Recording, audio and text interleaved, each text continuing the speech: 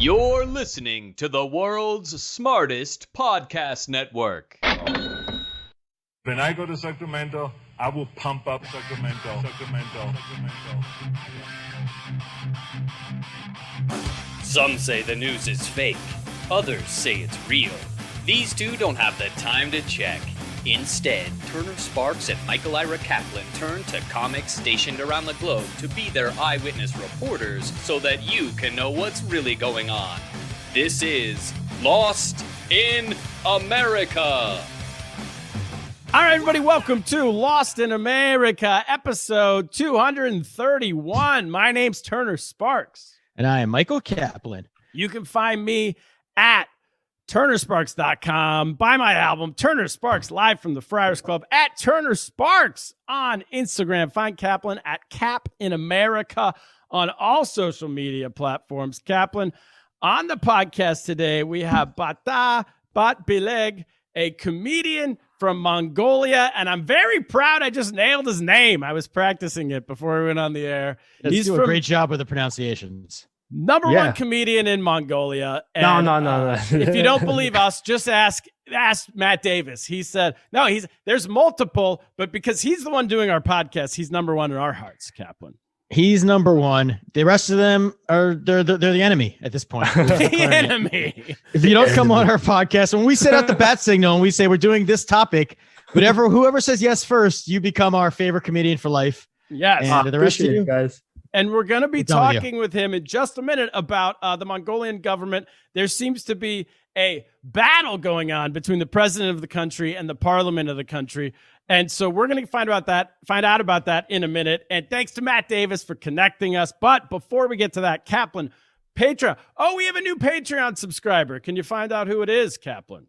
I believe his name is Dennis Owens. Dennis Owens, welcome to the show. We made last week, we put the word out. We said we're now back up to 51 Patreon subscribers, which is good. It's nowhere near the 10,000 we're looking for, but we'll take it. Somewhere in between 51 and 10,000, I'll be okay with. You got to build one at a time. We said last week that we will make a money back guarantee. We're so proud of, go to patreon.com/Lost in America to support this show.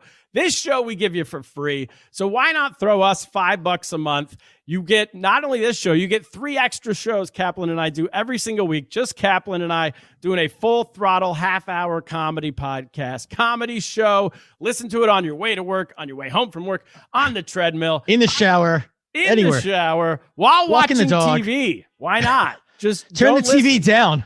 listen to us. We said anyone who joins, we will give a 1-month money back guarantee. We don't even get that money back from Patreon. We lose money on that. Yeah. I will put a $5 bill in the mail and mail it to your house, Boomer style. And Dennis Owens said, I'll take that deal. And he threw us $10 a month. So join Dennis Owens. You'll get a shout out on this show, just like Dennis Owens, out to our millions of listeners. How about that? Yeah, and it's a great show. You know, I had the shot yesterday, my second shot of the vaccine, so I'm a little low energy. I would never do that for the Patreon show. This is the free show. I could be low energy for you people. But the Patreons get my absolute best always. They pay for it. They pay for it. I will look, if you need, I will take $5. I might dust a little anthrax on it, put it in the mail, send it to you. If you really don't like the show. Kaplan is a terrorist, ladies and gentlemen. I think you will like the show. Give it a chance. Just 1 month. Give us a chance. So Kaplan turned into begging there. I'm begging. I don't want to have to go back to work. I am everything's opening up. I've gotten 2 shots. I'm going to have to go back to my day job soon if we don't get more Patreons. Money back guarantee. Also, Kaplan, we are now very close. When we hit $400 a month, we will throw a once-a-year party at the Friars Club in New York City for all of our Patreon subscribers and only our Patreon subscribers. No one else. Blue shirts not invited. We will have a bouncer who's like 10 feet tall with a list. Yes. A headset, and he will not only send you away if you're not a Patreon subscriber, he will shame you and maybe beat you up a little. So yeah, you'll get beat up if you don't subscribe to our Patreon page. You're walking by the party. You know what? He'll just go find people on the street who don't subscribe to us and just go on a rampage. Wait, why don't we hire some toughs, to actually go and physically force people to sign up for Patreon? That's a good idea because obviously playing nice isn't working. This is not working. We need to hire the mob or something. Let's enlist the Sheep's Head Bay. Isn't that where they live? Yeah, well, there's a lot of. It depends which mob we want. We got. Let's get the Russian mob. They seem like they can get down to business. They will take care of some. Yeah, the Italian mob hasn't done a lot lately. They will take They will take 99% of our Patreon money, but we'll at least feel good about ourselves. Yeah, but it'll be a bigger pie. Exactly. We'll get 1% of a much bigger pie. Yeah. All right. Great idea. They'll get us $400 a month. I'll tell you that much. The Sheepshead Bay. They'll make us pay for the party though. So yeah. But anyway. All right, Kaplan. Here's what I know. On to today's episode. I know that in Mongolia, I lived in China for 12 years, and Mongolia was as our neighbor. So our neighbors to the north, they're the Canada of Asia. That's why I'm counting on you to be the expert because Mongolia. I have to admit, I had to look really at the map closely today. I'm a little ignorant. This is a blind spot. So ignorant and an ignorant terrorist. You don't find an ignorant terrorist. Yeah, I wasn't sure exactly where. So what I know about Mongolia is, I do remember that they had we pronounce it Ulaanbaatar, but I know that's the capital. That's pronounced wildly incorrectly, and I know that their slogan was "Horseplay Encouraged." I remember that was in all the airports around China. Come to Ulaanbaatar, horseplay encouraged. Is that like their Vegas thing? Like what happens in Vegas stays in Vegas? Horseplay encouraged. But it was like you can give people noogies and stuff, you know? Oh, that's what they mean by horseplay? There's a wide range with horseplay. Roughhousing. No, I think it also meant they had horses. I think they have a lot of horses up there. You can go to horseback rides. But for the purpose of today's episode, the president, this is the headline that we read. The president has outlawed the opposition party. So the president is part of the Democratic Party of Mongolia. Yeah. Typical Democrats. And the Mongolian People's Party is the opposition party, and they run the Congress. He's the president, but they run the Congress. So he decided just to get rid of them. And he said, that makes it easy. That way I don't have to deal with them anymore. Well, I mean, they came up with a much better name for a party. Mongolian People's Party is a better name. You just call yourself the Democratic Party. You're losing. You could be in any country. They say what? Swedish Democratic Party? But they did Mongolian people. So, okay, we know it's in Mongolia at least. So, and that's why we saw that we're doing some research that they have the president only has 12 seats in the parliament, I believe, of his party. His party. His party. The other party seems to be dominating. So I understand why he would try to outlaw them. In my mind, when you're losing badly, when you're down 12-64, whatever the math is. Well, yeah, but you're a racist terrorist / now an authoritarian leaning dictator. You just get rid of them. You can't outlaw other parties. But then I read a little more into it, Kaplan. Yeah. And it turned out that the reason why he's trying to outlaw the other party, which you agree with on its face, you don't need any explanation. You just like outlawing other parties. But the reason I was in favor. He had me at outlawing parties. Yeah. Much easier. But the reason why he's trying to do it does make a bit of sense. It's because in the middle of his term, the opposition party, who controls the Congress, just voted to only allow him to be president for one term. Oh, so before that, you were allowed multiple terms? You were allowed multiple terms, and they said, well, we got to get this guy out. Let's just make this a one-term deal. And then he said, well, if you're going to make me one term, I'm going to get rid of you. just cancel each other. The question is, does democracy, for today's episode, is democracy in peril in Mongolia? I'm not sure. You can look at it as either side. Both sides are trying to get rid of democracy. Both sides are trying to destroy democracy. So one thing they agree on. Yes. So Bataa Batbileg, welcome to the show. Everybody check him out. He's the owner of UB Comedy Club, which is the #1 comedy club in Asia because Kung Fu Comedy Club does not exist anymore. Got rid of the enemy. But it's also a great comedy club. Matt Davis has performed there. He said, you got to get this guy on. He's fantastic. His club's the best. And also, Bataa Batbileg is a comedian in his own right and super famous. You look him up. He has millions of views on YouTube over there in Mongolia. So welcome all our new Mongolian fans and welcome Bataa Batbileg to the show. How did we do on that explanation of your country's government? Yeah. Hey, guys. So, thank you for the introduction. All the way, and you're currently in Ulaanbaatar, right? Yeah, I'm a newbie right now. It's pronounced Ulaanbaatar. So you got one wrong, Chino. Okay, 0 for 1. Yeah, yeah. So it's 12 midnight right now. So that's why you're drinking a beer over there. I see. So. Yeah, I'm speaking to you from the future. It's the 12th of May right now. Wow, yeah, we're drinking coffee. You're drinking Coors Light or whatever they got. Yeah, so you basically, you guys got it right. In America, the president, he runs the government, right? Yes. In Yes. Mongolia, the president is he's like a symbol of unity. You know, he's a symbolic figure, and he's elected from all the people, from all the districts and all the areas, and like last year, the ruling party, the Mongolian People's Party, they updated. I don't have a lot of vocabulary on it, like a legal vocabulary. No problem. Yeah. We'll They walk updated through it. they updated the Constitution. Yeah, and they made it so that president have only one term for 6 years. Previously, it was like 2 terms. President cannot run, for 2 terms for 8 years, right? 4 years per each term. Yeah, in total 8 years. Yeah. So but the president actually last year he was involved in the updating of the Constitution. I don't know how it got slipped, slipped out of his. He didn't know what he was signing. Yeah. Yeah, and he didn't read the fine print. His secretary just said, "Sign this, date this," and he goes, "Okay, I got to go to lunch." But it's like one of those user agreements on iTunes or something. It's you just the click agree.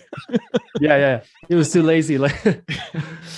Yeah, but exactly. Cap got it right, man. Yeah, he's secretary. I think advisor was very involved in the process of the constitutional updating, and the new constitution was about to be active, in use this May 2021. Yes. And I think the president didn't know that. Whoops. I don't know why. That's what the people on social media are talking about. Like, how did he sign? Maybe he should have prolonged the action of the constitution for one more year. Like maybe next year it would be active. Well, and for him, he's currently in his first term. Right. It's the 4th year, right? It's so 4th year is the last year. I read there was a question of when he signed it. It was when they signed it, when they all passed it in 2019. It was not clear whether that only one-term president thing would also apply to him, or if this meant starting after him. So maybe he thought it doesn't after me. Well, I'm grandfathered in, is what we would say, right? But it turns out, and then he found out. It said that it went to the courts, and on April 16th, the courts decided, well, that thing you signed in 2019 does apply to you. It's not magically applying after you. So on April 16th is when he flipped out, and he said, what? Yeah. I didn't know this was me. I'm going to abolish the other party. Yeah, basically what he did was he issued a decree to saying that the ruling party was they were breaking laws, constitutional laws, that the ruling party was becoming militarized, and that was the main point, and some other stuff, and basically saying that this party is they're going to destroy democracy in Mongolia. So this party needs to, disband. So it's to make sure they don't destroy democracy, he's going to destroy democracy. It's preemptive war. Yeah. I like it. Yeah, but it does. It's so it seems. So basically, this goes back to he should have looked at the Constitution in 2019 when he signed it. But he should have asked his lawyers, what's going on? You always get a second opinion. I mean, my grandmother, she had Alzheimer's, and we had to get her to sign something, and she said, I need to have someone look over this before I sign it. Even her with Alzheimer's. Even in Alzheimer's, she remembered a lesson her father had taught her or something. You never just sign something. So he should have had his lawyers look over that. But was he thinking he was going to have 6 years at least? Or no? Because the new term is 6 years, right? I think he thought that he was going to have 6 years for one term, and the minority party called the Mongolian. Oh no, it's a national National Workers Party. That's the closest I think I can translate.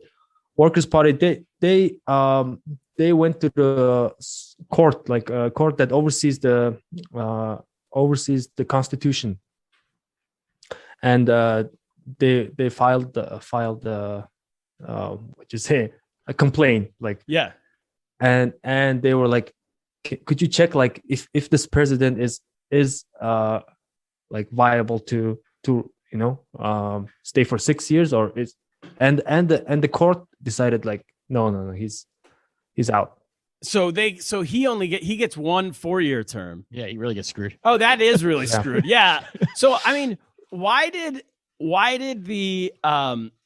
the Mongolian People's Party, why did they want to change it from 2 4-year terms to 1 6-year term? Is it just because they didn't like him and they wanted to get him out? No, because every party that was the ruling party wanted to update the constitution because it had some flaws.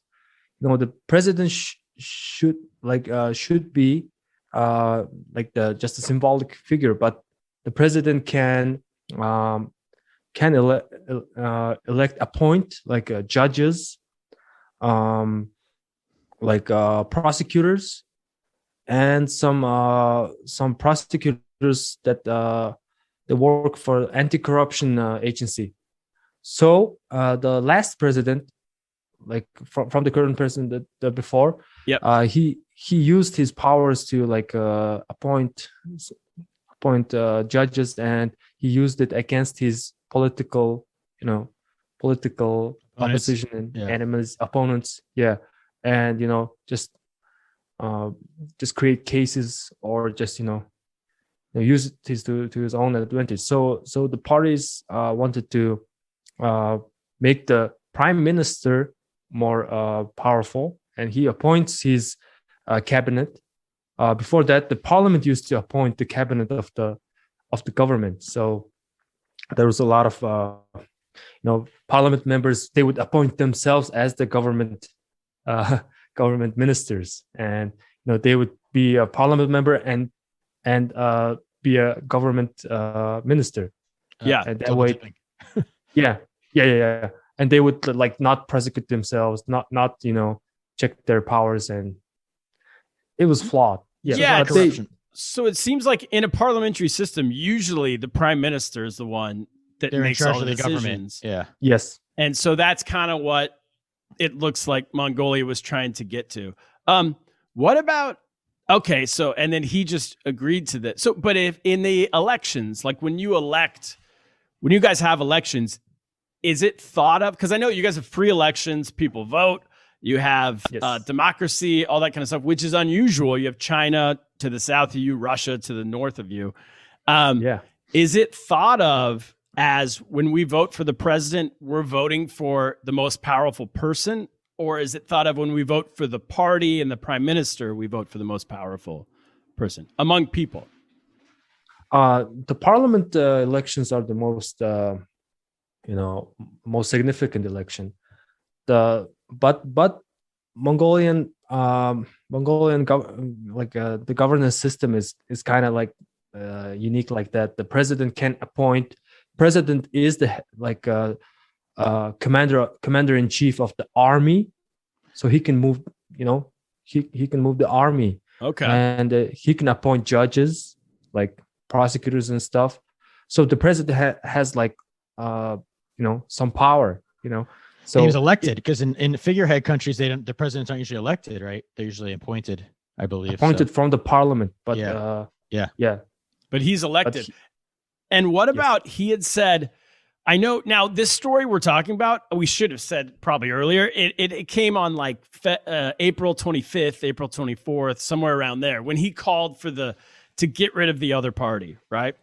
And he also called for the people of the country to protest in the streets in support of him. Did that happen? Not really, because it was. He only has 12 members. He's not very popular, I don't think, his party. So. Well, as Kaplan's saying, he has 12 members of parliament out of 74 or something, 76. Yeah, even his own party is now divided in two, because yeah, they have two stamps, the two like official stamps of the party, and and now the Democratic Party is fighting, in between, inside, fighting inside. What do you mean stamps? They have like just two different fractions. You mean? Factions? Yeah, two different fractions and two different like official like stamps. The stamps that you like make something legitimate. Oh, you mean to like sign a law, or like? No, like the the party ruler's stamp. You sign it and put a stamp on. Oh, okay.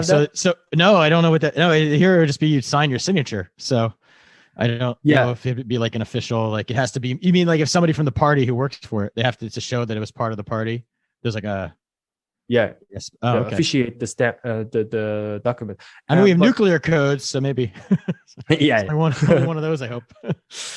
Yeah, but the head of the Democratic Party is fighting with the president.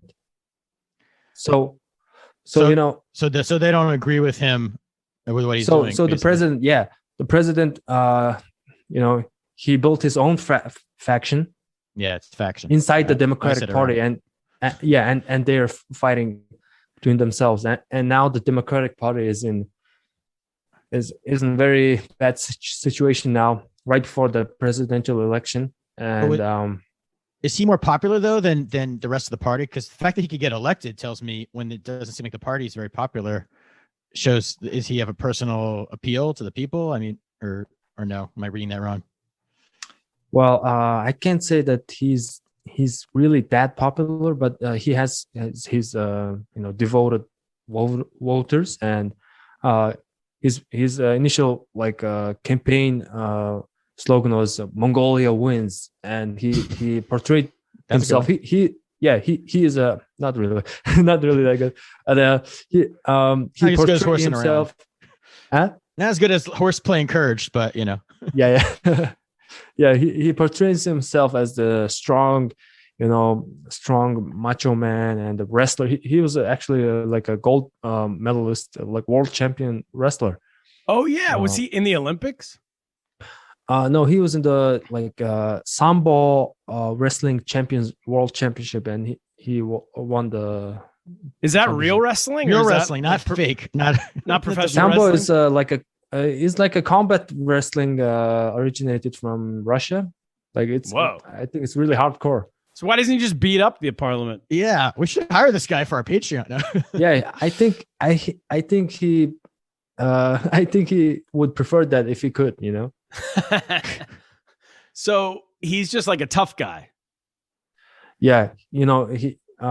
People say in the streets, he's like involved in a lot of like shady stuff. And so what's he gonna do now that he's called for everyone to protest in the streets, and that didn't happen, and he's also called for the dissolution of the other party, to get rid of the other party? Did that happen? Did you guys cover that? I stepped away for a second. No, that did not happen, because the Supreme Court, I think the court that oversees the constitutional law, they did not accept his decree, because they said that it's not legal, Yeah. So, and also I think the ruling party, they don't just disband, when you.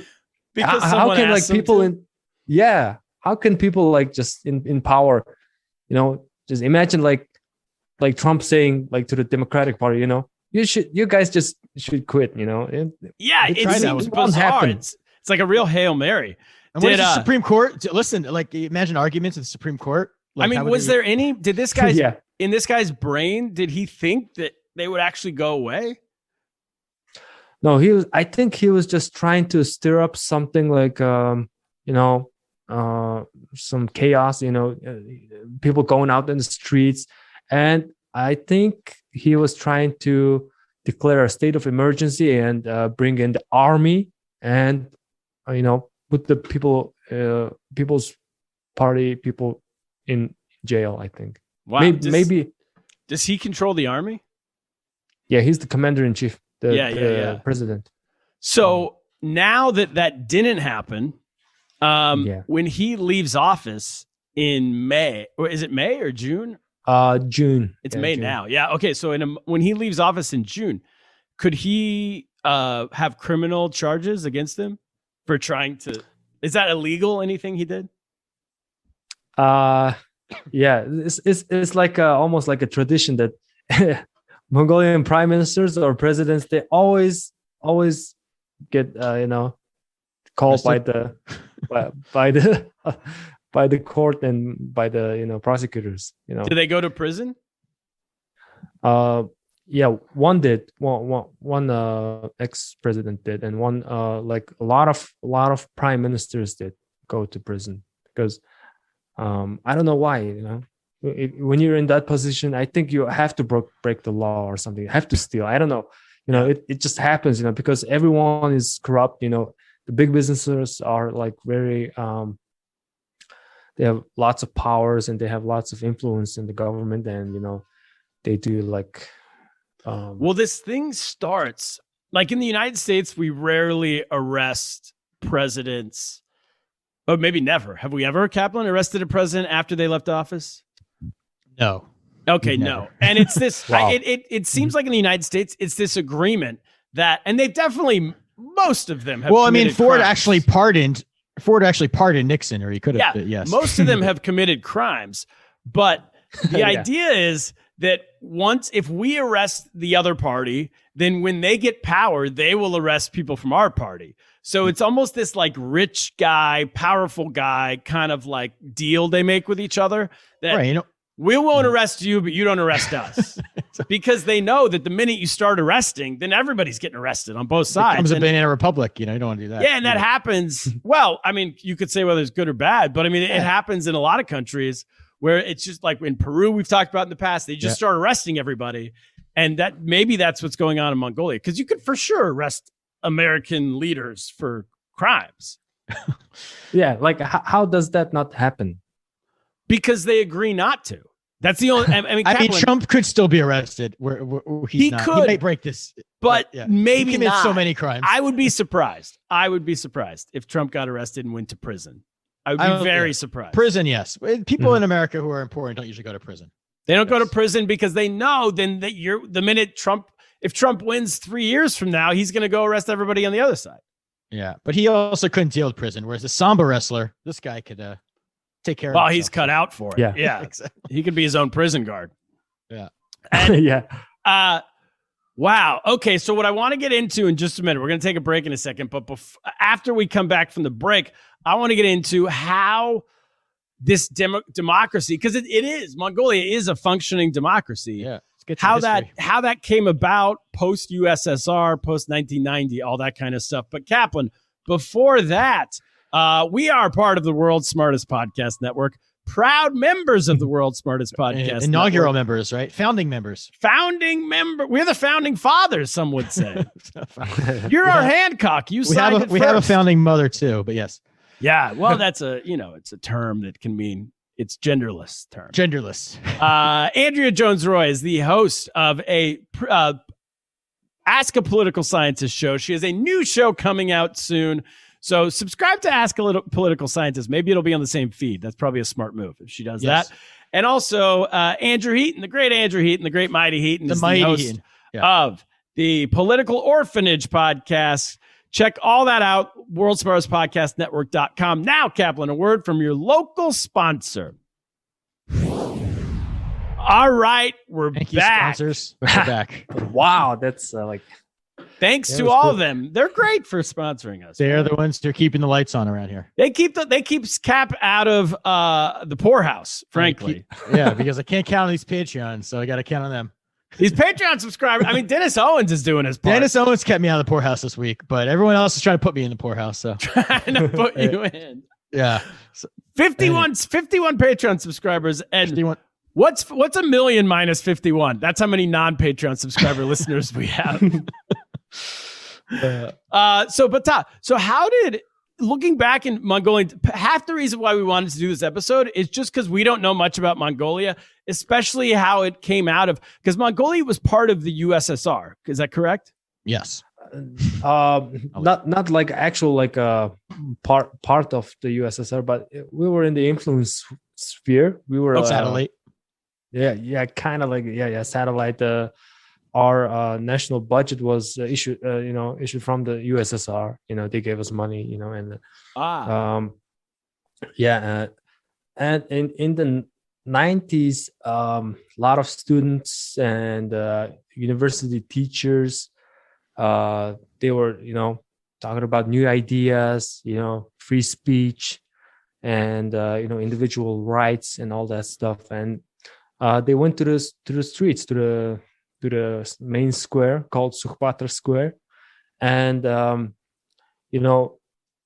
I think and a lot of people say, and my parents say, the people who were in power at that time, who were like the bred Soviet people, but they were really chill dudes. They just gave their power. Okay, let's communists.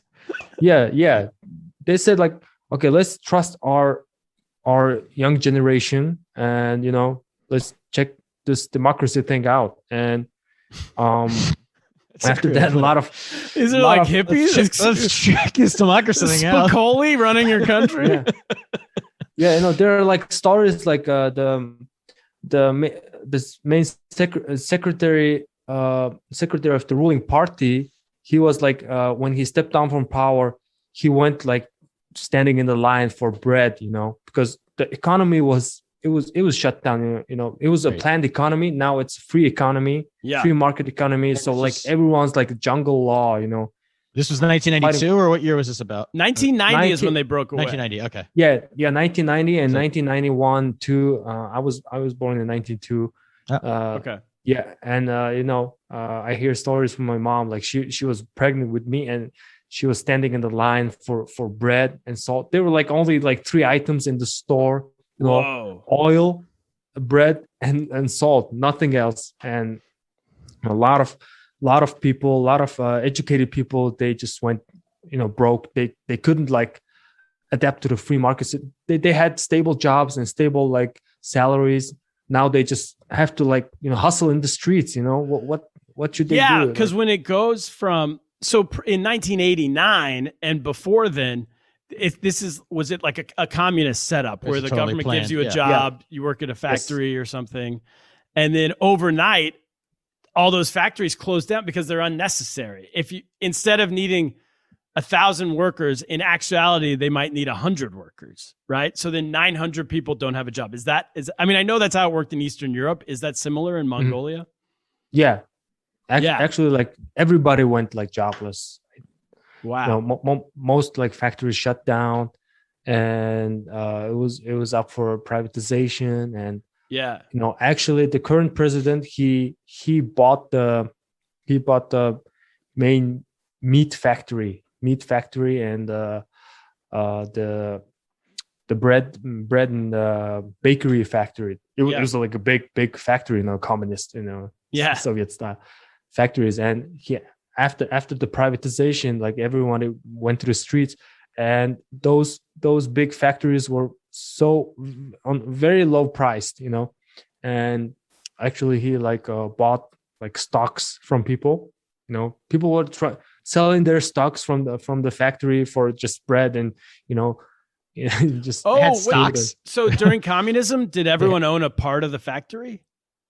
Oh no! After the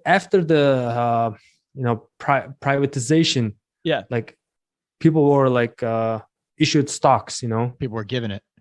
Given, and like few smart people, few like people in the know. They bought the stocks for very cheap, cents on the dollar. And the government kind of gave them a stock of the company they used to work at. So as an idea, is that what happened? Yeah, I think so. I was a baby, so I don't. Yeah, no, that sounds right. As an idea of like, all right, well, you don't have a job anymore, but you own a piece of this company. Yes. And then they just sold it So some rich guy came in, And like how they bought do it with for- oil in America, like Mhm. land rights. Oh, I'll just buy all your shares.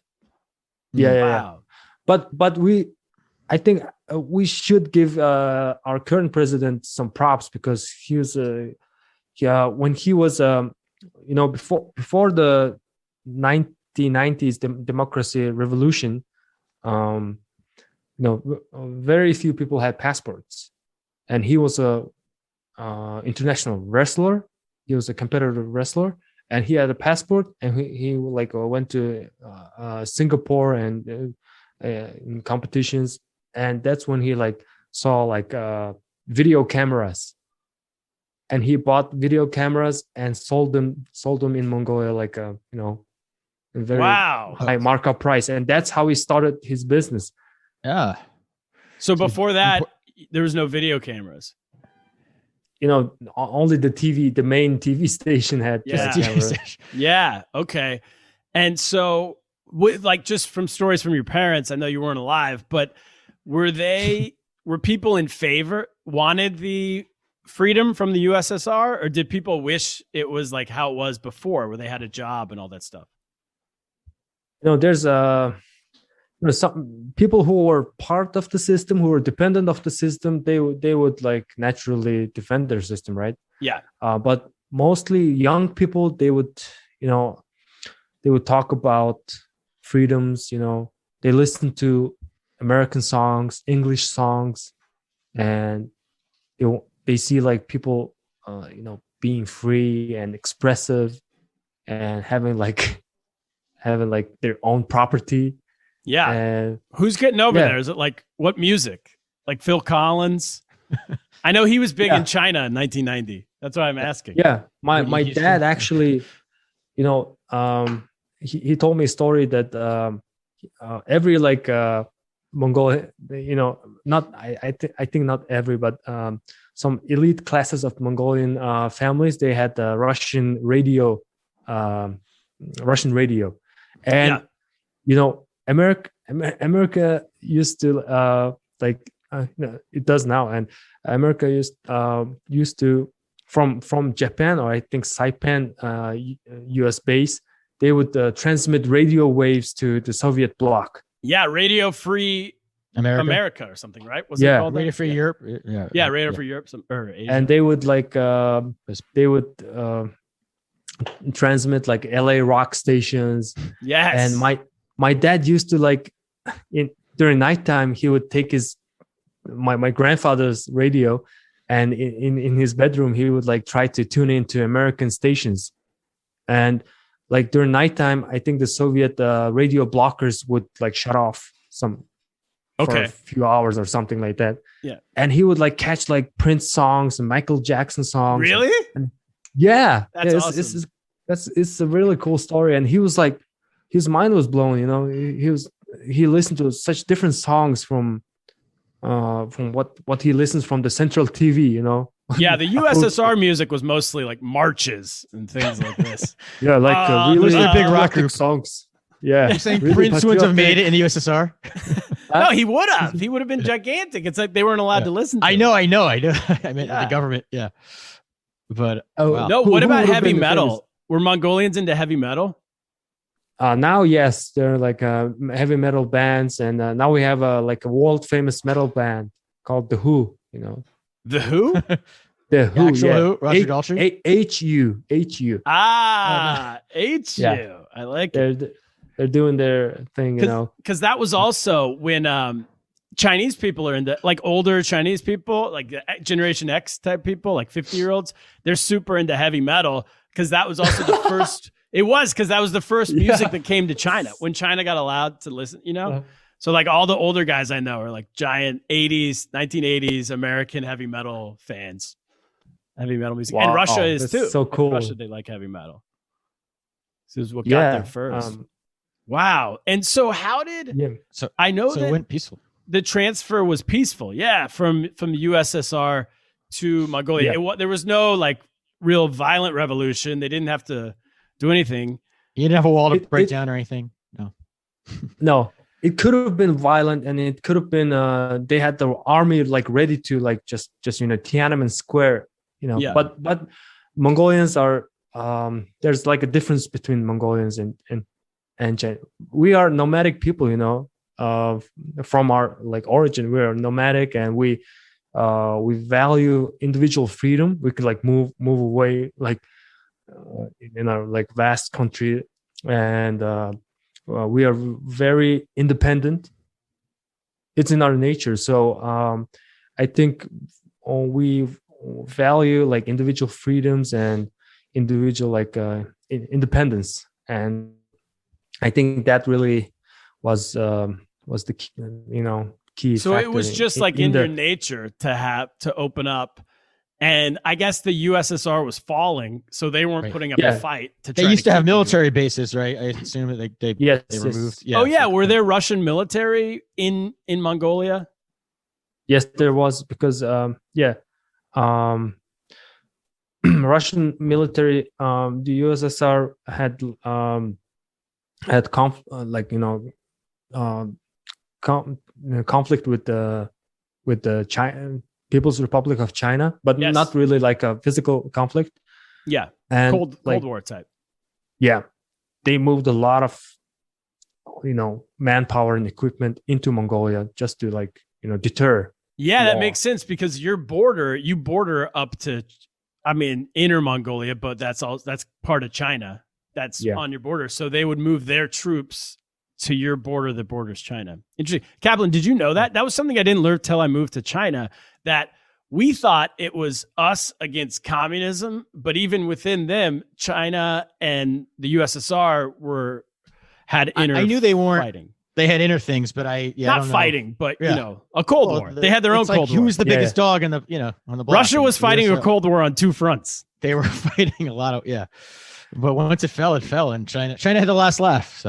So what about has there ever been a party? And we should say that the Mongolian People's Party that we were talking about earlier, that the president tried to just get rid of, they've been around since 1905. Oh. And they were the party through the USSR rule.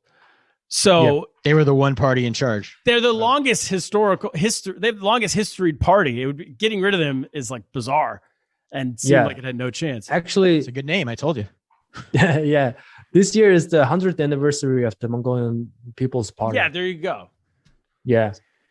So when democracy started... Oh, sorry. No. It's coming. What was the question? You were saying 100 years. Oh, I was just going to say, when democracy started, were they the de facto party that was going to be do the best in the elections? Is that how it... Or was there... how many parties? In 1990, when the USSR fell, were they automatically the ruling party?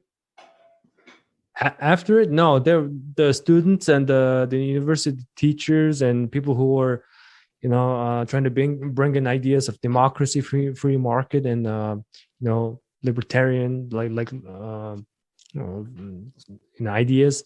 Yeah, they formed the party of Democratic Party. And they formed the other parties too, Socialist Democratic Party and Green Party, and the Mongolian People's Party was named Mongolian People's Revolutionary Party, before the Democratic Revolution, and they changed their name because they split in two, after 2010 or something like that. And so with comedy, you're now, when did you guys start doing comedy? What year? 2014. And when you started in 2014, were you that was the first in Mongolia? Stand-up, the form of stand-up, doing comedic speech, comedic, performance, one person on stage in a bar environment, alcoholic environment. It was the first. That one was the first. But before we had people who do comedy, one person would talk on stage on not non-alcoholic environment, and the most popular was the theatrical comedy style, in a theater. Genre. Yeah, people would act out sketches on stage. and that was the main type of comedy. And I really liked American comedy, and like grew up watching on YouTube, like Russell Peters. He was really big, like the first big international. He was so influential throughout Asia. Yes. That I don't know in America if everyone knows that, but anywhere I would go the first couple years. So I started in late 2009 in Suzhou in China, and then Andy Curtin 2010, and then we grouped up and started Kung Fu Comedy. So I was touring 2012, 13, 14, 15 around Asia. And everywhere you would go, people would say like, "Oh, comedy? You're a comedian?" Russell Peters. That was like the first thing they said. Yeah. And then eventually they started saying Joe Rogan, and that's when I left. But early it was Russell Peters. They all loved him. Yeah.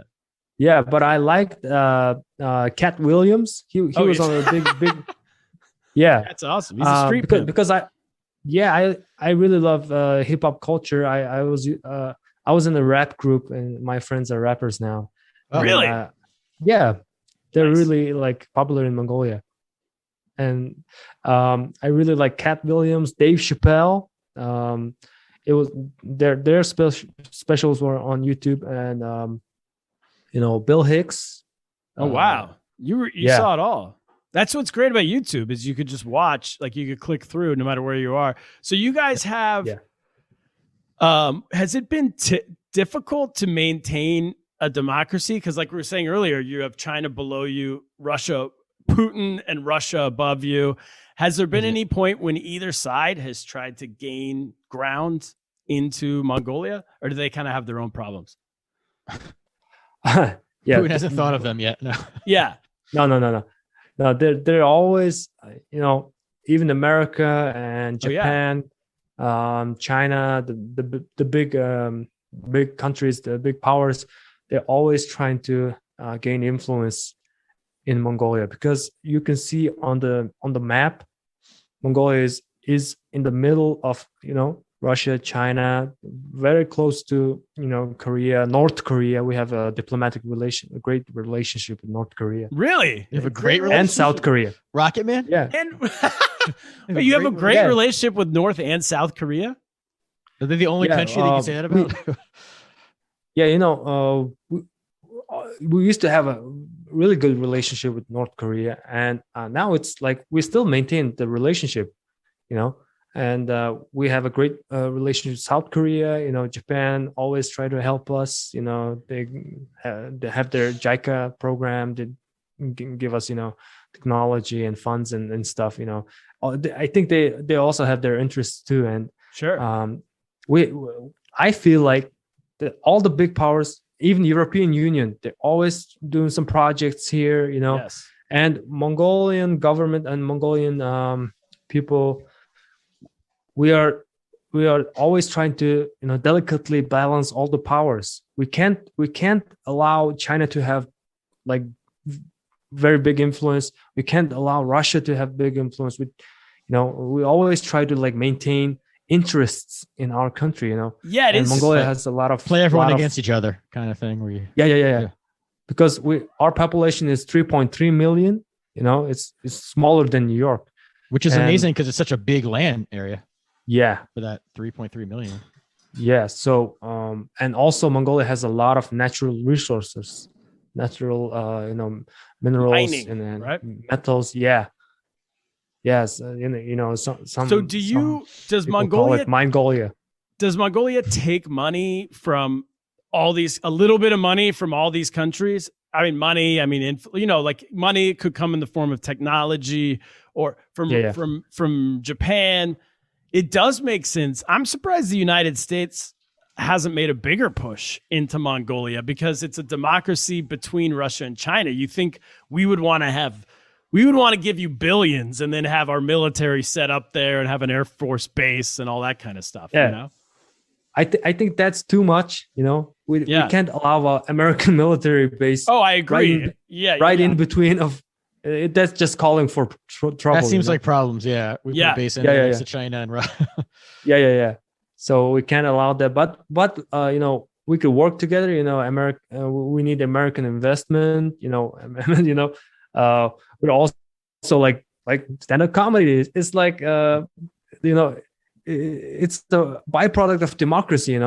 Yes. So like soft power, soft cultural, influences. I think. Well, that's what's interesting, comedy-wise, is that you guys, I assume, can you say whatever you want on stage when you perform? I mean, it's a free. Well, not if someone like reports the police, but we can talk about sex, we can talk about like political stuff. We can talk about like like in America, comedians can talk about Trump, saying his name. You could talk about the president. You almost have to. It's almost impossible to have a career in that. But you can talk about that stuff as you're saying. Yeah. But the people in government, they're always trying to chip away on freedom of speech. So you own a comedy club. Yes. Do you have problems at all? Not really. I never had like one time I was talking about cannabis on stage, like how it's stupid that it's illegal, and people arrest like people who are like have cannabis, and one time, 2 times actually, I've had police come to my comedy club and ask me some questions. They did not like arrest me. They asked me like, what were you talking about? And I was like, I was making a joke about like, cannabis. And they were like, don't do that again. And they just went away. I can't believe that's the thing they would. I mean, that's kind of fair. I don't know. It's not, of course, in like other places you can do that, but I guess if you're talking about something illegal, I'm not saying it's fair, but I understand it. And it also, that doesn't seem too limited. Yeah. Also, that's also like literally in New York, if you can't talk about the president, that would get rid of half the comics. And if you can't talk about weed, it would get rid of the other half. It would actually improve American comedy if we had censorship, because people would be allowed to talk about. That's what I was trying to get to. That was the quality. That would be a good thing. Yeah, maybe you have to get more creative. Exactly. Well, you do. Yeah, honestly, the most creative comedy I've ever seen in my life came out of the group of people I started with in Shanghai and Suzhou, because there were limited things, not to get around it, just it makes you focus on yourself. Doing comedy about yourself is never against the rules. But and it doesn't, and like that way, not everyone's a hack talking about the president or talking about the parliament or whatever the government thing, or that dumb thing in the news that everyone makes a joke about. Knuckleheads in Congress are at it again. Exactly. And it makes people tell their own personal story as opposed to the bullshit other stuff. So I kind of get it. That's good, but like sometimes I feel like talking too much about Trump on stage is kind of too much, Of course. Wait, that happens in Mongolia. People talk too much about Trump. Because let me tell you, it's worse in New York. Oh, no.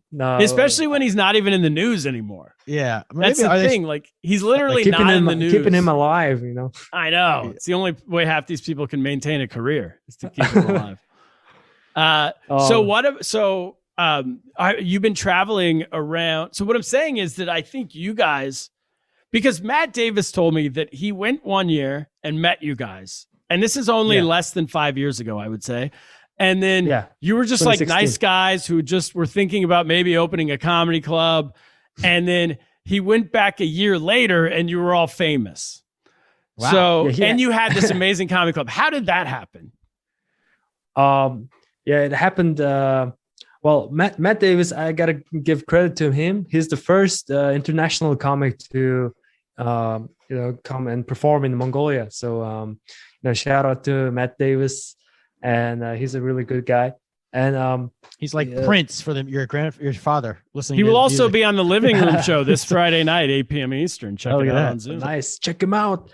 And he came in 2016 when I was when we were still like hopping around bars, and now I was going to bars and just meeting the managers. Can I do like a funny show like on your Did they know what stand-up comedy was?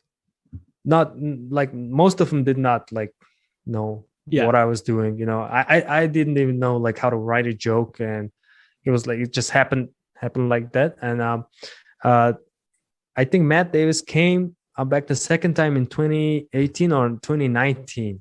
That's when I opened our UB Comedy Club, and he saw the progress. But the progress, let me just say, the progress he saw was that you and him were walking down the street together and people were stopping you in the streets. You're a famous person all of a sudden. He's like, dude, this guy is famous. Like, you stop at a restaurant, everyone knows who he is. They know him walking down the street. Yeah, modest. You're making him. Yeah, you're glossing over that fact. Yeah, it happened because of social media, because you know we didn't have any like stand-up form of comedy before, and you know stand-up is very quick. Like when something happens, we can like make a joke about it like that day or like the next day, and then you put it on social media. Put that clip on social media, and you know it becomes viral because the topic is hot. And you know that way, like most of the young people saw UB comedy, and you know it became popular like that. It was they saw it on social media, and then they want to come to the comedy club and see it live. Yes, and that's you. You're the man. You're the famous person that's on social media. That's amazing, man. Yeah. How many comedians do you have now, roughly, about in the scene? I would say like 20 to 30 comedians. Like I started out first, I was alone. You know, I didn't even like have a stage, and I used to do like you know just bring my own curtains. You know, like blue curtains. I saw the Jimmy Fallon show on Tonight Show, and he had the blue curtain. I really liked that color. I went to the market. He comes through.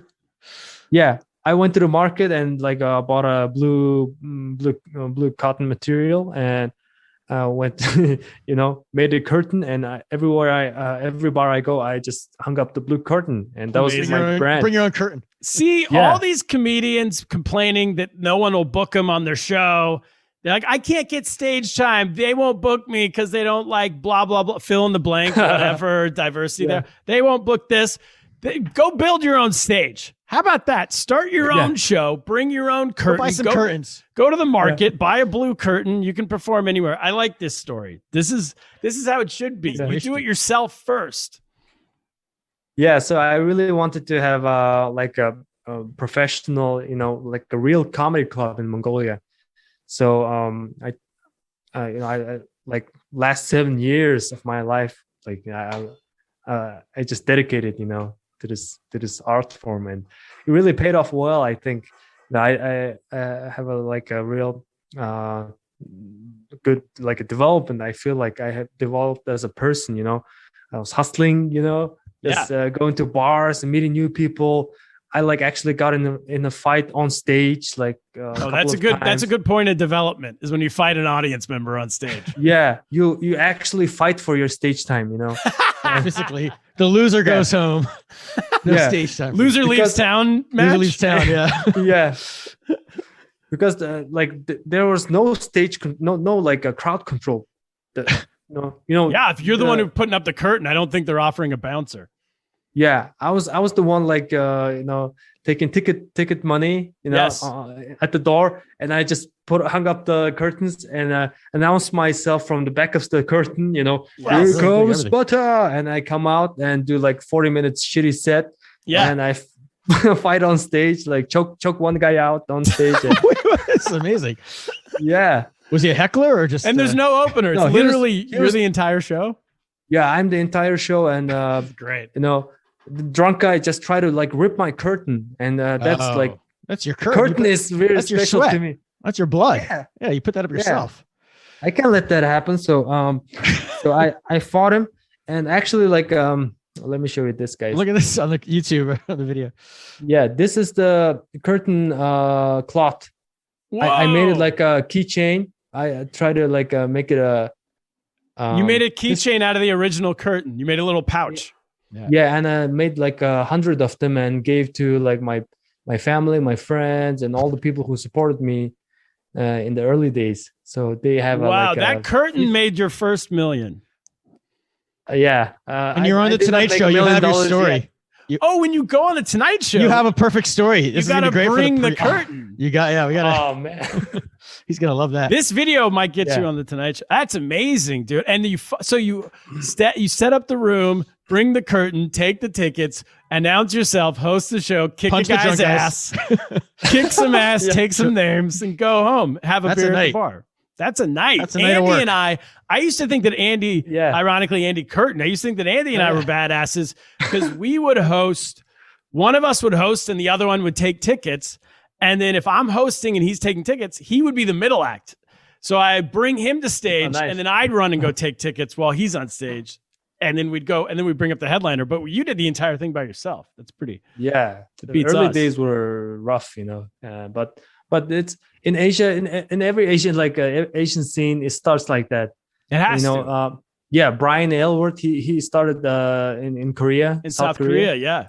Yeah, he started the Seoul comedy scene, and it's every scene has the exact same story. It takes someone like us to just be like, fine, I'll be the guy who takes the tickets, brings the curtain, kicks someone's ass. You got to be willing to do all of it. Andy was the ass kicker. I was not. I was the. I was gonna say if you were left to be the ass kicker, you guys are in trouble. Yeah, we would have folded after 6 months. But Andy, he's a rowdy Australian. Did you have hecklers, like rough hecklers, who try to physically confront you?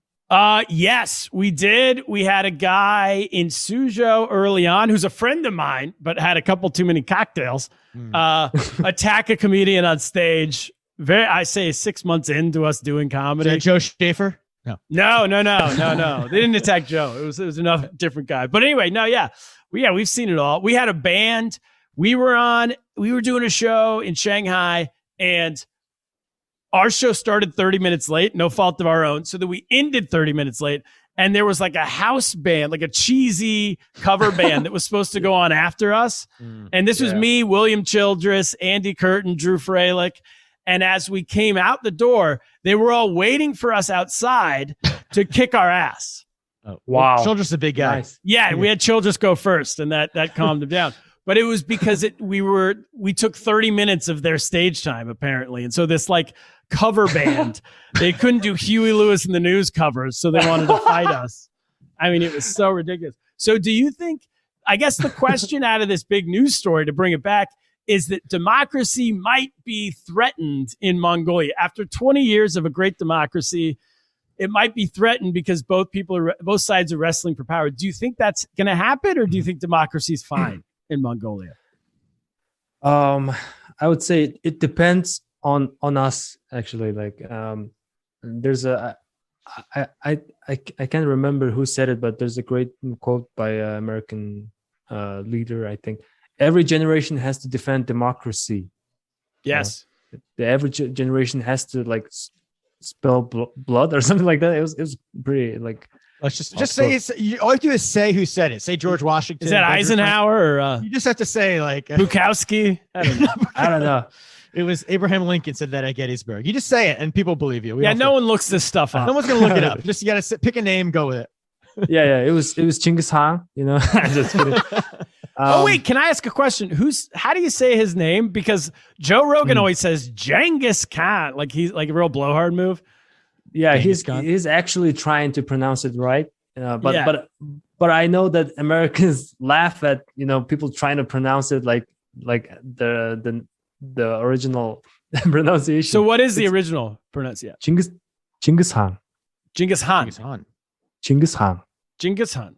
That's a good blowhard move to pronounce it right. Correct people who pronounce it right. Well, I'm gonna whenever I'm on Joe Rogan, I'm gonna correct him because he says Genghis Khan. He does it so that people will try to correct him, so he can say the other way. But it's Genghis Khan. Genghis Khan. All right. So anyway, back to democracy. What do you think? It's gonna make it or nay? Yeah. So I think it's we have to take responsibility. In the democracy, we have to take care of it like a garden. Take out the bad weeds out. Water the good plants, like free speech and free press. Individual rights, and all those great values. We have to like keep it going, and we have to fight for it. And sometimes I feel like on doing comedy in Mongolia, we're like on the battlefront, you know. Yes. Just try to tell trying to jokes. Even talking about like sex and, you know, dick and saying dick jokes, you know, because there's a lot of people who still have that like socialist, you know, Soviet kind of mindset that, you know, the stage is holy, you know, only the like the best artist that who, you know, respects the audience, you know. Yes, they want like ballerinas and stuff. Yeah. But no dick joke. They don't want dick jokes. You tell them Thomas Paine said a democracy without dick jokes is a democracy that dies. Just tell them that. Yeah, you couldn't have said it better. And I think it's our responsibility, and it's our we have to defend it, and we have to pass on the values to our next generation. So I think it is our time now, and you know, I don't want to give powers to anybody. Like I don't want anyone to like defend my rights. I will defend my own rights, and you know, yes, make an example like that. So I want to encourage young people everywhere in the world. You know, you are the owner of your own life. You own your destiny, and you just gotta do it, man. I did it. Like comedy is at first, like my family didn't like accept, like because my girlfriend became pregnant, like not by me. I'm just kidding. I was having the congratulations teed up when you said that. I was kidding. Yeah, you know, my girlfriend pregnant. I didn't have any job and was doing like this thing that nobody understood, and you know, so just and it worked. Go for your, you know, what's in your heart, and you know, just be the boss, you master of your destiny, guys. Just do it. Beautiful.